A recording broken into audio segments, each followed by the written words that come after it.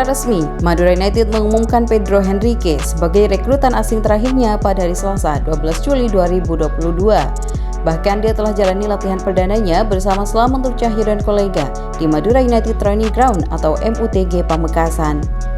Bergabungnya Pedro membuat sentuhan Joko Bonito di tim berjuluk Laskar Sepekrap ini kian kental. Lantaran semua komposisi pemain asing di tim dengan kostum kebanggaan loreng merah putih ini berasal dari Brasil. Kendati Pedro berstatus sebagai pemain asing Asia, dia merupakan kelahiran Brasil. Namun dia berpaspor Asia.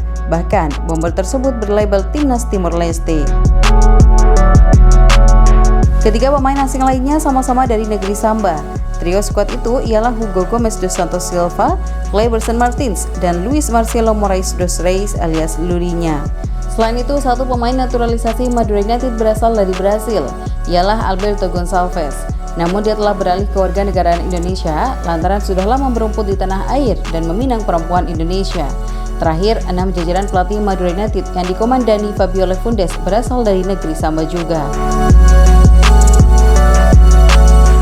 Pelatih Madura United Fabio Lefundes menjelaskan pilihan mendatangkan Pedro tidak terlepas dari kebutuhan tim, terutama dalam menyeimbangkan posisi target main yang hanya memiliki Beto Gonçalves.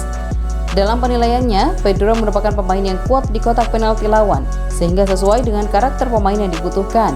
Serta penyerang itu sudah hafal dengan gaya bermain di Asia Tenggara, lantaran telah malang melintang di kompetisi Thailand dan Malaysia. Coach, kenapa memilih Pedro untuk direkrut sebagai pemain Madura? Por que o senhor escolheu o Pedro para essa posição que o senhor estava precisando? Nós precisamos, sempre eu falo sobre isso, nós precisamos equilibrar o nosso elenco. Jadi kita harus imbang grup kita, dan saya selalu bicara itu. E para todas as posições, praticamente em todas as posições, eu tinha no mínimo 2 possibilidades. Jadi di semua posisinya saya sudah punya 2 pemain, dan di situ yang kurang. Eu precisava de um jogador de área, um jogador forte. Saya butuh satu pemain dari dalam kotak penalti dan dia kuat.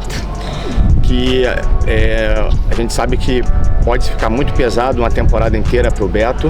Karena kita tahu itu bisa itu passar itu Beto terlalu di dalam kompetisi. E a gente com essas dinâmicas de jogos home away, você precisa ter sempre alguém que mantenha o seu estilo de jogo em alta. Jadi kalau kita main home away, kita harus punya satu pemain yang bisa imbang dan sama-sama pemain lain kalau dia gantikan. E assim, o Pedro ele atende a essas características de um jogador forte, um jogador de área. Jadi Pedro punya karakteristika bagus, dia punya itu dia ada di dalam kotak penalti dan dia kuat.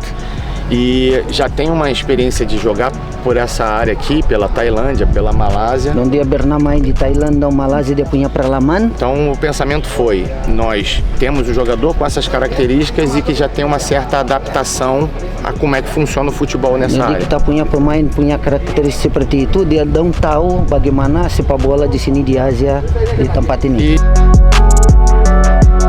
Dengan memiliki Pedro dan Beto, Fabio mengatakan sudah bisa melakukan rotasi ataupun memilih kedua penyerang tersebut bermain dalam waktu yang bersamaan. Buyung Kurniawan, Syahid Mujtahidi, KMFI Sport melaporkan.